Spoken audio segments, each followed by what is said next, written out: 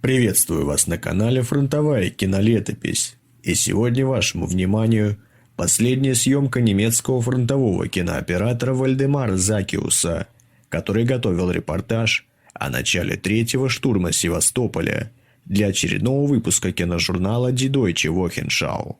Эти кадры были сняты 7 июня 1942 года в боевых порядках 22-й пехотной дивизии Вермахта.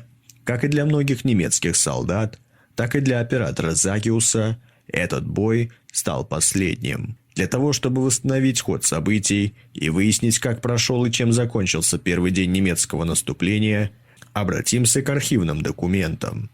Начало наступления было запланировано на 3 часа утра 7 июня. Впрочем, еще накануне советское командование обладало точными сведениями о грядущем ударе. Ночью командующий Приморской армией Петров приказал дать людям отдохнуть, все подразделения привести в полную боевую готовность для отражения вражеской атаки и за 5 минут до начала наступления провести контр-артподготовку. В 3 часа утра 7 июня части 54-го армейского корпуса Вермахта перешли в наступление. Немецкая артиллерия вела огонь максимальным темпом, стремясь подавить всю систему обороны. Уже в 3 часа 15 минут в бой пошла немецкая пехота. Основной удар пришелся по правому крылу 4-го сектора и левому крылу 3-го сектора обороны.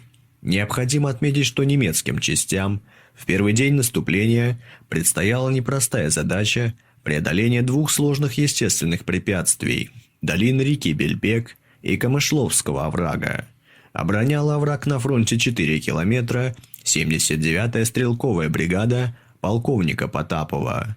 Главный удар был нанесен 2 полками 22-й пехотной дивизии через долину реки Бельбек, а 47-й пехотный полк атаковал через овраг, охватывая с 2 сторон опорный пункт 79-й стрелковой бригады на высоте 124, которую немцы прозвали Штелленберг. На позиции советских войск буквально обрушились тонны снарядов. Достаточно будет сказать, что только к 10 утра 7 июня в полосе 22-й пехотной дивизии было выпущено 400 210 мм и 59 305 мм снарядов. Ударом по сходящимся направлениям частям 22-й пехотной дивизии Вермахта удалось окружить опорный пункт 79-й стрелковой бригады, которая удерживалась всего лишь одной ротой. Из воспоминаний заместителя командующего по береговой обороне Моргунова 7 июня Октябрьский передал телеграмму, адресованную генералу Петрову. Прорвавшегося противника к высоте 64,4 любой ценой уничтожить. Запрещаю откладывать контратаку на завтра. Требую везде прочно удерживать свои рубежи. Однако проведенная контратака успеха не имела. Основную поддержку нашим войскам оказывали тяжелые береговые батареи Севастопольского оборонительного района. Их орудия наносили огромный ущерб не только атакующим частям немцев, но и активно поражали их ближние тылы. Прилет одного из снарядов попал в объектив кинокамеры оператора Закиуса, осколком которого он и был убит в этой атаке. Также стоит подчеркнуть, что первый день штурма стал беспрецедентным по расходу боеприпасов. За 7 июня 1942 года 11-й армии было выпущено почти 4000 тонн боеприпасов. По итогам первого дня штурма в журнале боевых действий 11-й армии указывалось: переброска тыловых подразделений и тяжелого оружия на передовую через долину Бельбека и лощину Камышлы осложнялась из-за огня вражеских береговых батарей.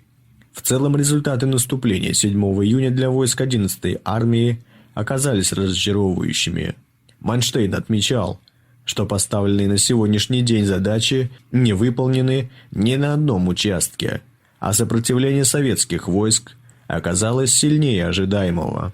Говоря о потерях, есть сводные данные по 47-му пехотному полку за 7 и 8 июня. Полк потерял 89 человек убитыми, 90 пропали без вести и почти 400 были ранены. Также этот бой стал последним и для фронтового кинооператора Вальдемара Закиуса.